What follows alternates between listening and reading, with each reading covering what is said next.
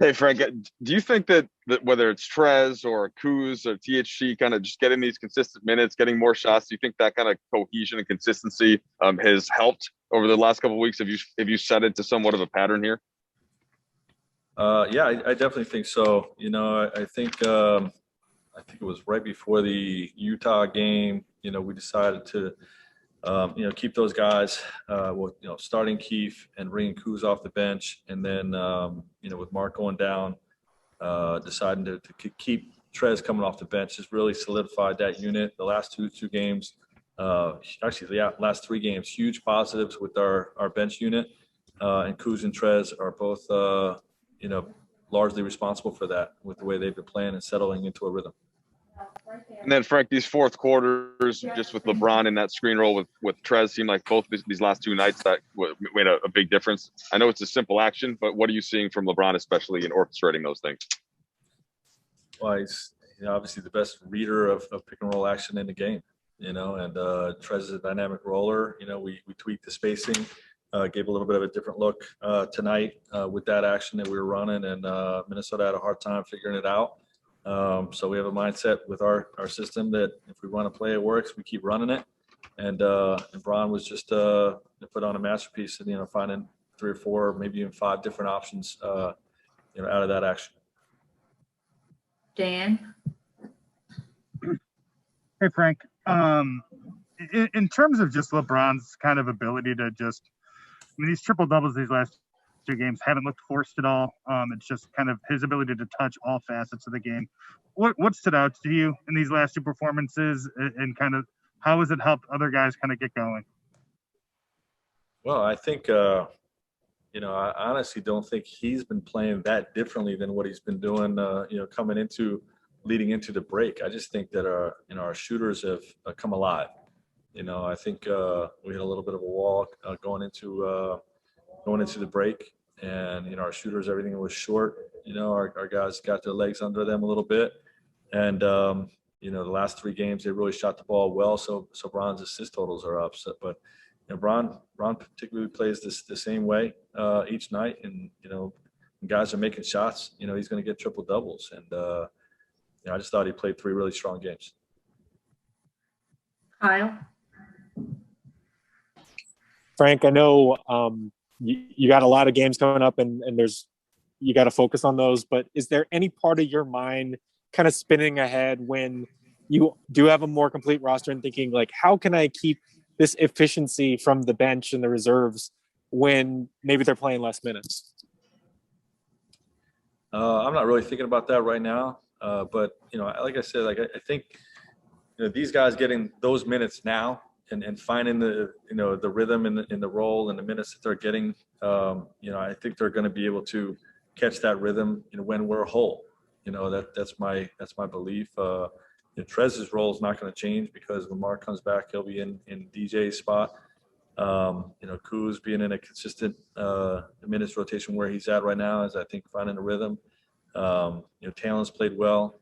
Dennis is a lot more comfortable as a starter.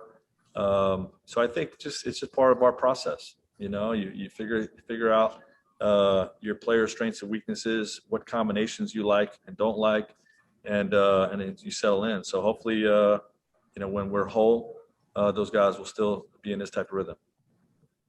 Dave?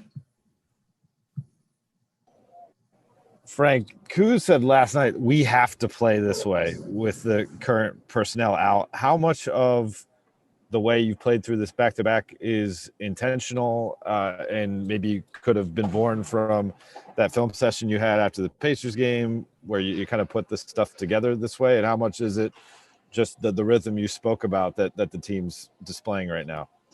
Well, it's both. I mean, when you lose a guy like Anthony Davis and then you have, Dennis out and Mark out and you sign a 10-day guy, it takes a little time. There's an adjustment period, for how you're going to play. And, our guys have we hit that stretch while we're playing a bunch of hot teams in a row. So, we suffered from losses, but we stayed together, trusted our process of growth and learning from the film. We did have a good film session after the Indiana game to really tighten up some details offensively.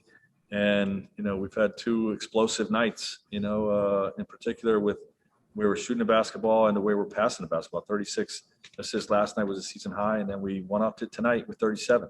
So, we continue to trust the pass. Good things will happen. Let's go. Dan has a follow-up.